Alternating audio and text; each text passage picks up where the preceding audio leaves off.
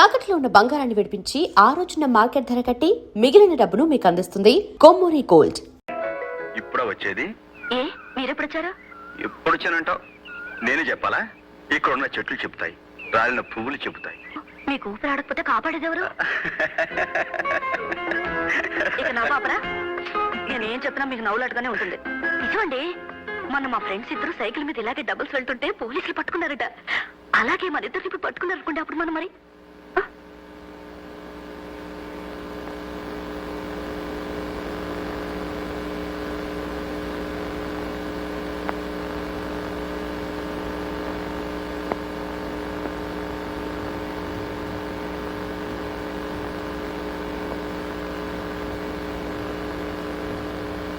నాన్నగారు, ఈ అమ్మాయి లలితని.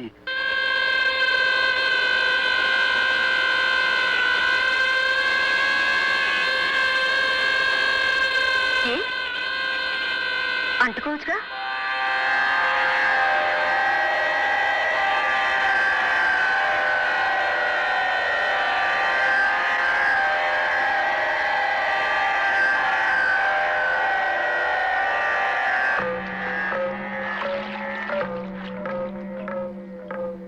ఎలాంటి ఇల్లుది చూడు గాయత్రి. పూజ గదిలో మీ అత్తయ్యకి ఒక చోటు ఇవ్వకపోయినా ఈ నట్టింట్లో ఈ ఉయ్యాలనే పూజ సింహాసనం చేసి ప్రతిరోజు ఆరాధిస్తున్నా. ఒక వరలక్ష్మి వ్రతం రోజు సాక్షాత్తు లక్ష్మీదేవిలా అలంకరించుకుని పూజ కార్యక్రమం ముగించి నా కాళ్లకు నమస్కరించి ఉపవాసం అలసటలో ఉయ్యాల్లో విశ్రమించింది నా భవాని. ఊగుతున్న ఉయ్యాల ఆగిపోయింది, నా భవాని శ్వాస కూడా ఆగిపోయింది. ఆమె ఆదర్శాల మేరకు నేను నా ధర్మానికి కట్టుబడి అగ్నిహోత్రుడిలా బతుకుతున్నాను. అలాంటి ఇంట లక్ష్మి నడయాడిన ఈ నట్టింట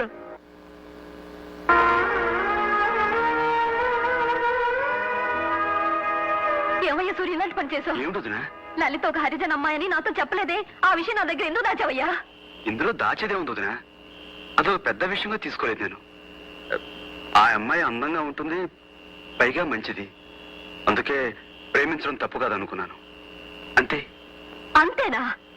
ఎవరికైనా అంతే కావచ్చయ్యా, కానీ బిలహరి గణపతి శాస్త్రి గారి సంతానానికి అది అంతే కాదు, అంతులేనంత. అంటే అంటే ఇప్పుడు ఏమంటావు వదినా?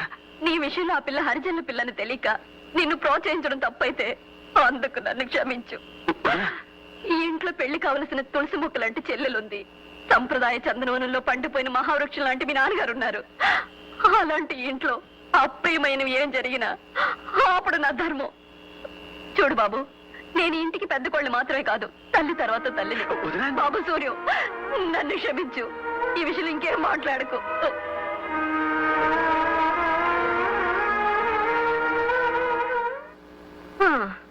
కొడుకులేని లోటు మీ వల్ల నాకు తీరిపోయింది.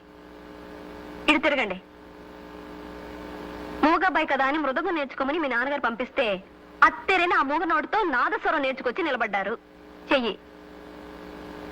మీ తమ్ముడు ఇప్పుడు అత్తెరి అరిజిన అమ్మాయిని పెళ్లాడుతూ తప్పేమిటో అంటున్నాడు. ఈ విషయంలో మీరేమనుకుంటున్నారో కాస్త చెప్పరేమిటండి? అభిప్రాయం చెప్పమంటే అలా వెళ్ళిపోతారేమిటి?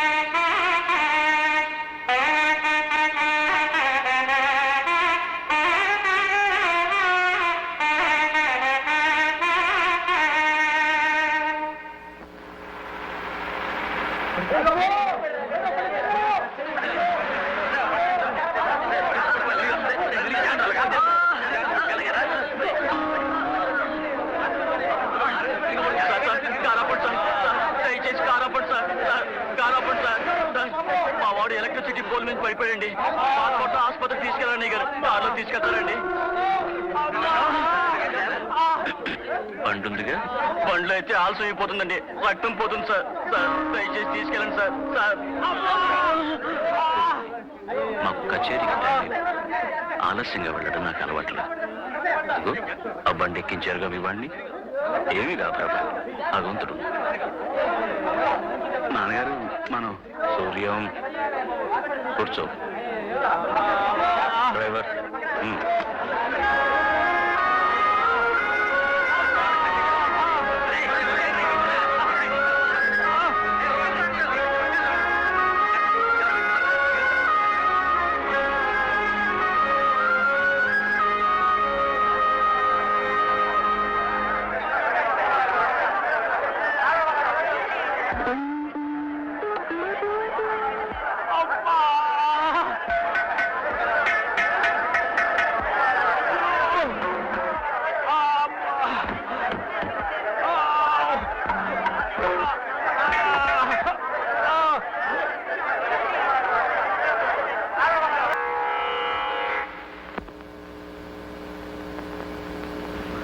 భవానీ, నీ కొడుకు గురువును మించిపోయాడు.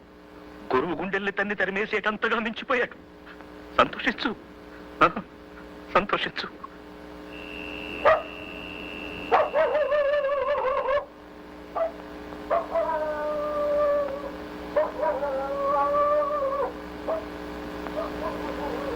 ఏమండి, సాయంత్రం పోల్ మీద నుంచి కింద పడిపోయాడే, ఆ లైన్ మీద ఎలా ఉన్నాడు? చచ్చిపోయాడండి. చచ్చిపోయాడా? అవునండి, అరగంట ముందు తెచ్చుంటే బతికేవాడని చెప్పారండి డాక్టర్. ఆడి చావుకి బతుకి అరగంట దూరం అన్నట్టు అయిపోయిందండి. ఇక దేవుడే ఆడి పెళ్ళాన్ని పిల్లల్ని ఆదుకోవాలండి.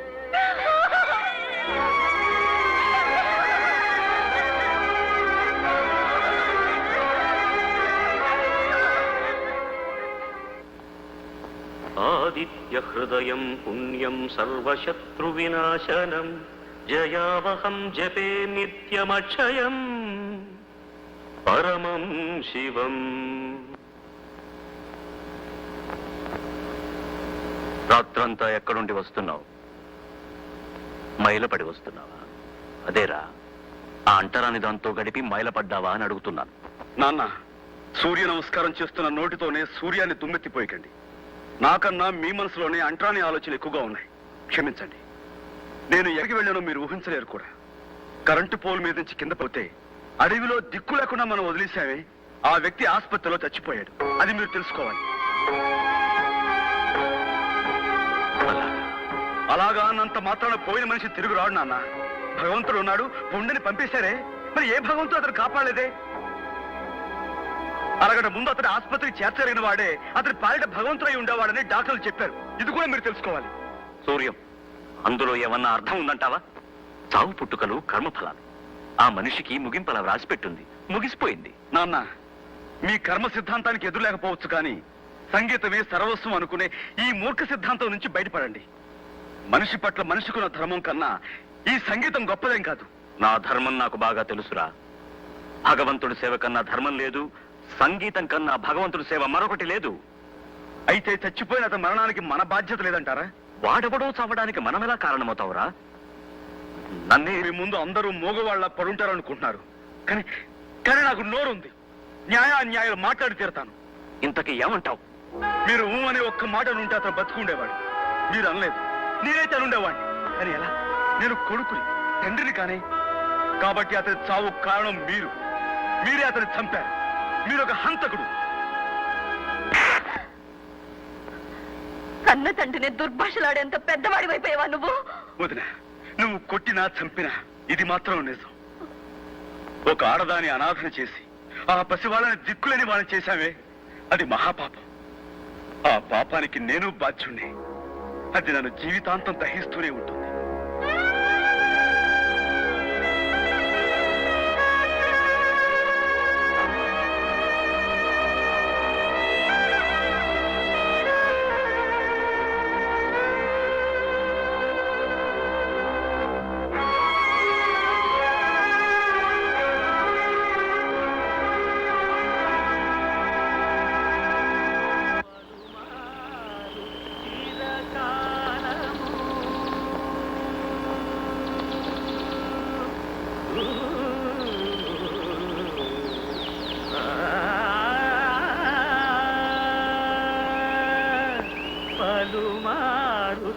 చిరకాలము పరమాత్ముని పాదములను పలుమారు చిరకాలము పరమాత్ముని పాదములను తులసీ దళములచే సంతోషముగా పూజింతు తులసి దళములచే సంతోషముగా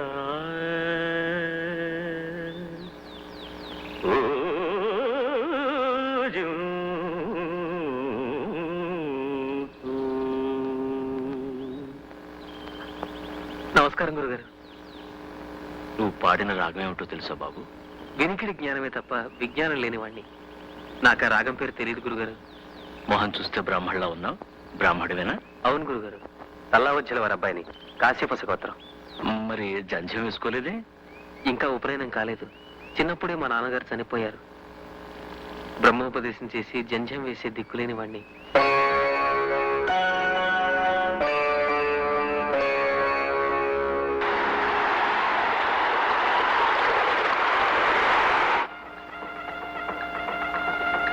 ధ్రువంతే రాజా వరుణో ధ్రువం దేవో బృహస్పతిః ధ్రువంతరింద్రశ్చాగ్నిశ్చరాష్ట్రం ధారయతాం ధ్రువం సుముహూర్తోస్తిత్యనుగృహ్ణంతో సుముహూర్తమస్తు అయం ముహూర్తస్తు ముహూర్తోస్తు యజ్ఞోపవీతం పరమం పవిత్రం ప్రజాపతేర్యత్సహజం పురస్తాత్ ఆయుష్యమగ్రియం ప్రతిముంచ శుభ్రం యజ్ఞోపవీతం పరమస్తు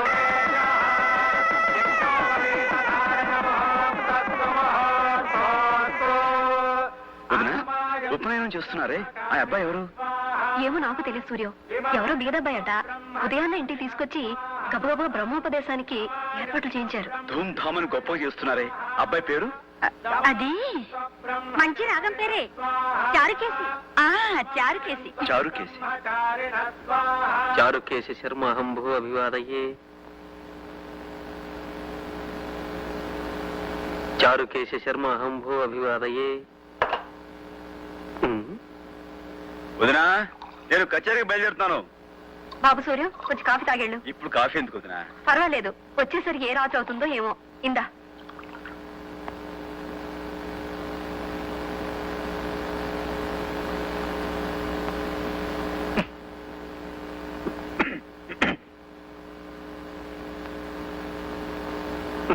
చారుకేశ, చారుకేశ, అంత సిద్ధమేనా? అన్ని సిద్ధం గురుగారు. కారు వచ్చిందా? వచ్చింది నాన్నగారు. చారుకేశ, కారు వచ్చిందా? వచ్చింది గురుగారు. మా గాయత్రి, నేను వెళ్ళొస్తా. నాన్నగారు, ఈ రోజు కచేరీ త్యాగయ్య హాల్లో. అది చారుకేశకు తెలుసు. చారుకేశ, ఇది కారులో పెట్టు. సరే గురుగారు. అంటే నేను కచేరీకి రావటం లేదా నాన్న? నీకెందుకు నాన్న ఆశ్రమ? నీకు చాలా పనులున్నాయి. చాలా మంది ఏడుస్తున్న వాళ్ళు, చస్తున్న వాళ్ళు ఉన్నారు. వాళ్ళందరికీ ఊడిగం చేయడం నీ ధర్మం. అదంతా చాలనట్టు నీకు ఈ శ్రమ కూడా ఇవ్వడం నాకు ఇష్టం లేదు నాన్న. చారుకేశ, గురుగారు, తంబురా ఇంకా కారులో పెట్టలేదా? ఇదిగో తీసుకెళ్తున్నాను గురుగారు. అంటే నా స్థానంలో చారుకేశుడు ఉంటాడా? అదెలా ఉంటాడురా? చారుకేశ నా కొడుకు కాదే. నా సంగీతాన్ని అనుసరించి నా తరువాత కూడా దాన్ని బ్రతికించే విధేయుడు. నేను పోతే తద్దినం పెట్టే హక్కు మాత్రం నీదే. అది చారుకేశది కాదు. నాన్న, మీ సంగీతానికి వారసుని నేను కానా? అదెలా అవుతావురా? నువ్వు ప్రేమించే జీవకళల ముందు ఈ బెలహరి గణపతి శాస్త్రి సాధించింది ఏమీ లేదురా. నీ దృష్టిలో నా సంగీతమే నిర్జీవమైంది. అబ్బే, నా ఉద్దేశం అది కాదు నాన్నగారు. నాన్నగారు, మీరు సాధించిన ఘనతను కాదనేటంతటి మూర్ఖులు కాదు. గురుగారు, క్షమించండి, టైం అయింది. మనం ఇక బయలుదేరదామా? అయ్యా చారుకేశ, ఒక్క నిమిషం. నాన్నగారు, మీ పట్ల, మీ సంగీతం పట్ల నాకున్న గౌరవం మీకు తెలీదు. అమ్మ పాడిన జోలపాట కన్నా ముందు మీ సుప్రభాత గీతం విన్నాను. మొట్టమొదటి సంగీతం విన్నదే మీ నోటమ్మట. నాన్నగారు, ఇప్పటికీ మీరు తిట్టినా అది సంగీతంలా వినిపిస్తుందో నా చెవులకి. నాన్న, నేను మీ కొడుకును మాత్రమే కాదు, మీ శిష్యుణ్ణి, మీకు పెద్ద అభిమాని కూడా. ఇంతలా అభిమానించే ప్రఖ్యాత శాస్త్రీయ సంగీత చక్రవర్తి బిలహరి గణపతి శాస్త్రి గారు బయటి ప్రపంచంతో సంబంధం లేకుండా సంగీత పంజరంలో బందీ కావటమే నేను సహించలేకపోతున్నాను. అదే నన్ను బాధిస్తుంది కూడా. చెప్పరా, చెప్పు. నా 50 ఏళ్ల జీవితంలో ఎవరూ నన్ను ఎదిరించి మాట్లాడింది లేదు, ఎదురుగా నిలబడి నోరు విప్పింది లేదు. ఈరోజు నా కన్న కొడుకు నాకే ధర్మపన్నాలు చెబుతున్నాడు, చెప్తాడు. వాడికి ఒక హోదా ఉంది కదా, బిలహరి గణపతి శాస్త్రి కొడుకని. గణపతి శాస్త్రి గారు, క్షమించండి. నేను ఎవరి కొడుకునైనా మనిషిని, మనిషికి తోటి మనిషిని గుర్తించే బాధ్యత ఉందని చెప్పడానికి నేను గణపతి శాస్త్రి కొడుకునే కానక్కర్లేదు. ఎవరి కొడుకునైనా ఈ మాటే చెప్తాను. సూర్యం, ఒక పని చేయి. ఎవరి కొడుకునైనా అలా చెప్తానంటున్నావే, అలా చెప్పేది లోకం హర్షించినప్పుడు, లోకం నిన్నుగా గుర్తించినప్పుడు నువ్వు గణపతి శాస్త్రి కొడుకువి కావు, నేనే సూర్యనారాయణ తండ్రిని. సరేనా?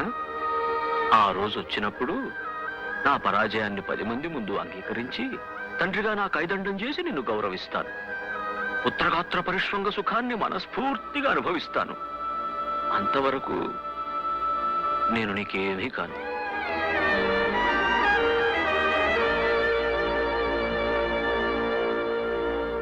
అమ్మా ఆకలి.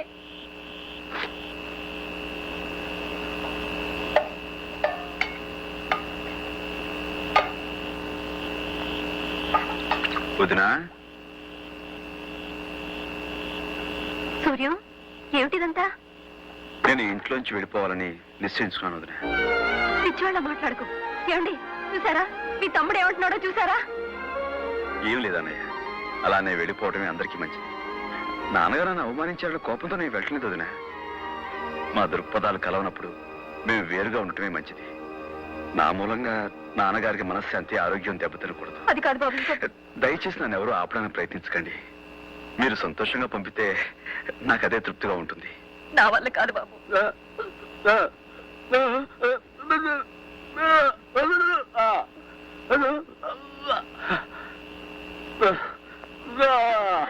ఏమండి, ఏమిటండి?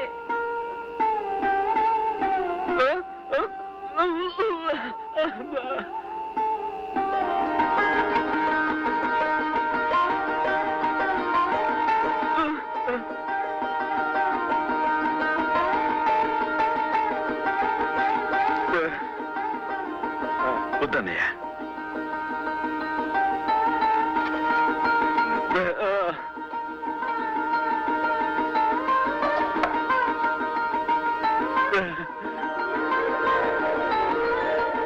అన్నయ్య, నీ నాదస్వరంలో నా కోసం ఒక్క రాగం లేదా?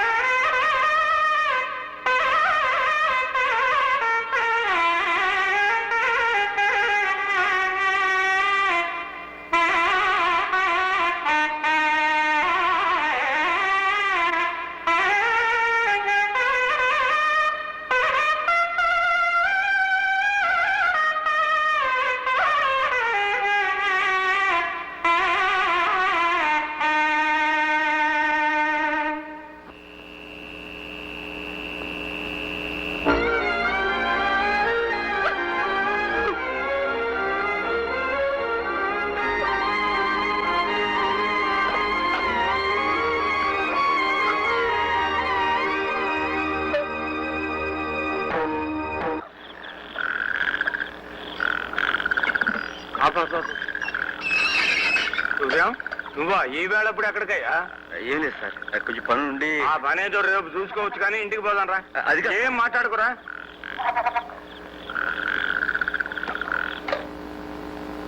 చూడు నాన్న ఈ మనిషిని వచ్చిన దగ్గర నుంచి ఉలుకోలేదు పలుకులేదు.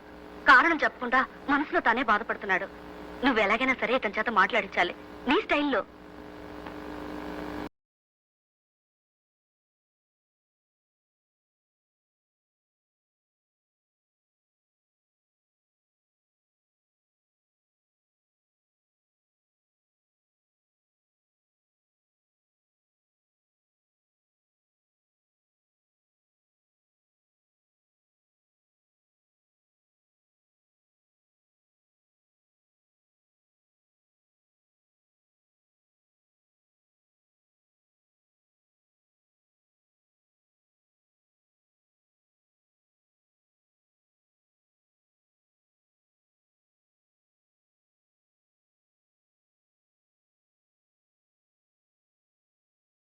రా సూర్యం రా.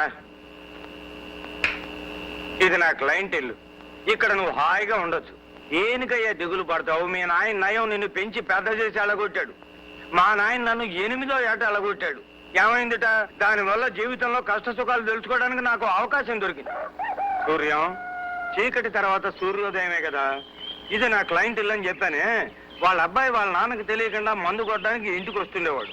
ఇప్పుడు వాళ్ళ నాన్న ముందే తాగడం మొదలు పెట్టాడు. ఈ ఇంటికి పని లేకుండా పోయింది. ఇక ఇది నీ ఇల్లే అనుకో, సంతోషంగా ఉండు.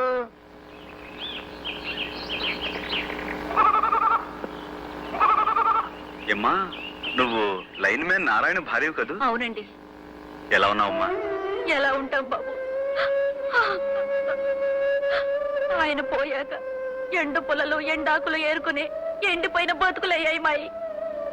ఏమ్మా, డిపార్ట్మెంట్ నుంచి మీకు రావాల్సిన నష్టపరిహారం ఇచ్చేశారా? నష్టపరిహారమా? ఎలా ఇస్తారు బాబు? ఏ ఎందుకు ఎవరు?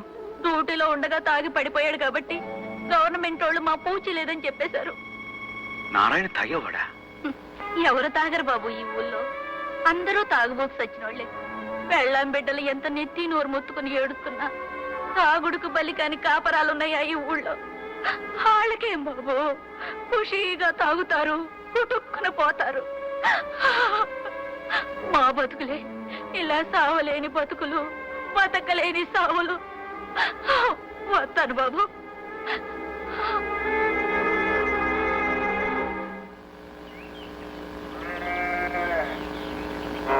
చూడు బాబు, కిష్టపల్లి ఇదే కదూ? ఇదేనండి. అమ్మా అమ్మా, అయ్యని నిప్పుల నుంచి కాపాడారే, ఆయన వచ్చారు. కూర్చోండి కూర్చోండి. మా అమ్మ ఇప్పుడు మీ గురించి చెప్తూ ఉంటది. అలాగా? అమ్మా నువ్వు బయటికి రామ్మా. ముందు నువ్వు లోపలికి రాయే. నువ్వే రామ్మా. అబ్బబ్బబ్బబ్బబ్బా, ముందు నువ్వే లోపలికి రాయే. ఎర్రి మగవా. సరే.